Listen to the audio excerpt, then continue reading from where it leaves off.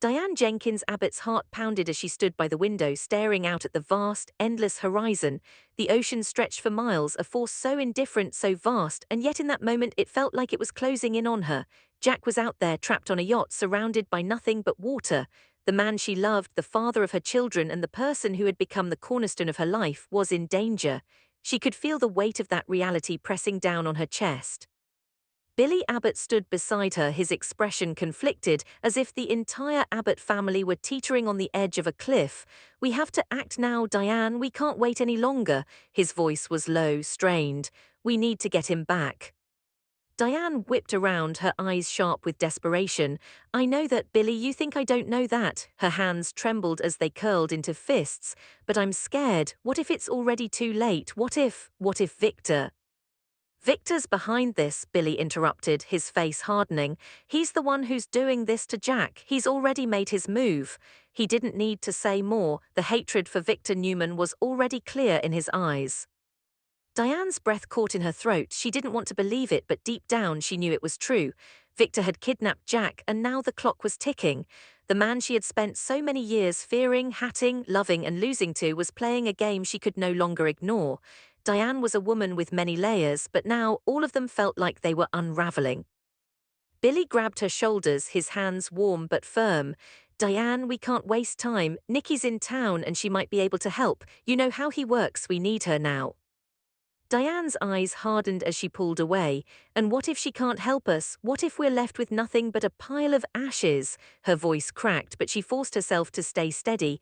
"You still don't get it, do you, Billy? I'm not going to sacrifice Jack for Chancellor. Not now, not ever." Billy's face faltered as Diane's words hit him like a physical blow. His voice dropped to a near whisper. "We don't have a choice. If we don't give Chancellor to Victor, we might lose Jack forever." Diane turned away, her hand gripping the edge of the counter as if she could hold herself together through sheer force. "I won't make that deal, not for Victor, not for anyone." Her chest tightened. "Jack means more to me than that damn company. I need to save him, and I will, even if it means risking everything." A sharp knock at the door interrupted their standoff, and in walked Phyllis Summers. Diane's heart sank at the sight of her, knowing all too well that her presence only complicated matters further. Phyllis' eyes narrowed as she sized up the tension in the room. "What's going on? Are we really going to sit here and let Jack die because of some deal we can't even control?" Her voice was biting, but there was something deeper, a kind of raw vulnerability that she tried so hard to hide. Billy stepped forward, ready to explain, but Diane beat him to it. "Phyllis, don't pretend like you're doing this for Jack. This is about you and your power. If you were really concerned, you'd be making moves to help us get him back instead of standing here acting like you know the answer." Phyllis flinched at Diane's words, but her stance didn't soften. "You think I'm not trying? I'm doing everything I can to fix my relationship with Daniel, and then I'll get back to helping Jack. But this whole situation is out of my hands. Kane's the one who made the deal with Victor. He's the one who's pulling the strings." Diane's eyes flashed with anger. "So now you're blaming Kane? Are you kidding me? You can't just hide behind him forever. This is your mess too, Phyllis. You don't get to just walk away from it." Phyllis' expression faltered, but she quickly regained her composure. "I'm doing what I can, Diane. Maybe if you'd stop playing the martyr for once and actually think, you'd see that." "Enough," Billy shouted, his voice echoing off the walls. "This isn't helping. We need to focus, all of us. Jack is out there, and the more we fight, the further away he gets. Do you all understand that?" His words hit like a hammer, and for a moment all was still. Diane's breath came in short gasps, her heart thundering in her chest. "We have to move quickly," she whispered. "I won't lose him, not like this." Meanwhile, at the heart of this chaos, Jack Abbott was trapped in a nightmare. On the yacht, surrounded by water, his mind raced. His body was tense with fear, but it wasn't just the isolation that terrified him, it was the knowledge of who could be responsible. Victor, the man who had ruined his life, and now, it seemed, he was trying to finish the job. Jack's thoughts spiraled. He tried to steady himself, to think, to reason, but nothing made sense. Why had Victor taken him? What did he want? Jack's mind was a maze of questions, and as the reality of his situation set in, a cold fury began to replace the fear. He wasn't going to die like this, not when so many people still needed him, not when Diane was out there fighting for him. But even as he made these silent vows, a gnawing doubt lingered in his mind. Was there a way out, or was this it, the end of the road? Back in Jenkins City, Phyllis, Kane and Billy were discussing their next moves. Kane had pushed Phyllis to make the difficult choice to give up Chancellor in exchange for Jack's life, but it was clear she was struggling. The ultimatum Daniel had given her weighed heavily on her, and the tension between keeping her family together and holding on to power was suffocating. Phyllis' eyes flickered with frustration as she thought about her son. Could she really walk away from everything? Would Daniel ever truly forgive her? As Phyllis wrestled with her choices, Kane was already thinking 2 steps ahead, planning his next move. "We can't go back on the deal," he said, "not unless we want to lose everything." Phyllis' eyes met his, hard and cold. "We'll see about that," she said, her voice steady but laced with the promise of danger. "No one controls me, Kane, not even Victor." On the yacht, Jack stood up slowly, his muscles aching, the tightness in his chest threatening to overtake him. The yacht bobbed in the waves, an unyielding reminder that there was no escape, but Jack refused to be a pawn in Victor's game. He couldn't let it end like this, he wouldn't. As the minutes dragged on, Jack fought the overwhelming sense of despair. His thoughts turned back to Diane, to their children. He couldn't bear the thought of them living without him. He had to get out, and somehow he would, even if it meant taking matters into his own hands. But the truth was, Jack had no idea how far Victor was willing to go, and that uncertainty, those unanswered questions, hung over him like a storm cloud threatening to break. Back on land, Diane's nerves were frayed as the clock ticked down. She couldn't lose Jack, not now, not after everything they'd been through. But what could she do? What if they didn't get to him in time? The fear was suffocating, and she could hardly breathe through it. "Are we going to just stand here?" Diane snapped, her voice thin with barely contained panic. "We can't wait any longer." Billy stepped closer to her, his voice low and urgent. "We're going to get him back, but we need to stay focused." His hands gripped her arms, trying to anchor her, but Diane couldn't shake the dread gnawing at her insides. She had always been a fighter, but this was different. This wasn't just a fight, it was a battle for her heart, her family, and the man she loved. "Let's go," she said, her voice barely a whisper. And with that, the fight for Jack's life was on. The hours felt like days, each one dragging on, each moment a battle against time and fear. Diane couldn't focus. Her mind raced with one thought: Jack. She could feel him out there, trapped, alone, surrounded by nothing but the merciless ocean. It was a suffocating thought, one that paralyzed her chest every time she allowed herself to fully face it.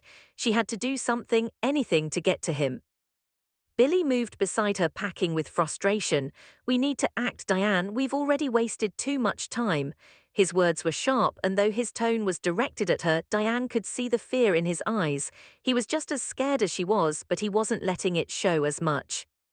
Diane stood still for a moment, her body stiff. "You think I don't know that?" Her voice was strained. "But every move we make could be the wrong one. Do you understand what's at stake here, Billy? One mistake and I'll never see him again." Billy stopped packing and turned to face her. "We're going to do everything we can, Diane. Jack's a fighter. He's been through worse, and we're not giving up on him now." His eyes softened, and for a moment there was something almost vulnerable in his gaze. "But we need to think. We can't afford to make a wrong move, not this time." Diane nodded sharply, swallowing the lump in her throat. She knew he was right. They couldn't afford to let emotion cloud their judgment, but that didn't make it any easier to stay calm. Every fiber of her being screamed to go to Jack, to throw herself into the ocean and swim to him if she had to, but she knew that wouldn't help him, not yet. Suddenly, Phyllis spoke, her voice cutting through the tension. "I can't do this anymore." Her tone was resigned, her eyes distant. "Daniel won't forgive me, not unless I give up everything I've built, and I can't do that." Diane's head snapped toward Phyllis, her frustration boiling over. "You're still thinking about yourself in all of this? After everything Jack's going through, you're still—" "Stop," Phyllis's voice cracked and she lowered her gaze. "I know what I'm doing, Diane. You don't think I've been tearing myself apart over this, but I can't just throw away everything I've worked for. My power, my position, my life, those are real things, and you can't expect me to choose between them and my son. It's not that simple." The words hung heavy in the air, their weight pulling at Diane's resolve. She had no room for selfishness in this moment, not when Jack's life was on the line. But the truth was, Phyllis had a point. There was no easy choice here. The stakes were higher than they'd ever been. Billy moved toward the door. I'll get Nikki, maybe she can do something, anything. He glanced over his shoulder, his expression tense. We don't have a lot of time. Diane nodded. Go, we need every advantage we can get. She turned her attention back to Phyllis, her eyes narrowing. You need to stop playing games, Phyllis. You want Jack back, then start acting like it. Phyllis swallowed hard, her lips trembling as she fought back tears. I am, but I don't know if I can do this alone. Then don't, Diane said, her voice softer now. But you need to make a choice, Phyllis. No more running, no more lies. You need to stand up and fight. Fight for your son, fight for Jack, fight for what's right. As Phyllis's gaze shifted, she seemed to wrestle with the weight of Diane's words. I'm trying, she whispered, though there was doubt lingering behind her voice.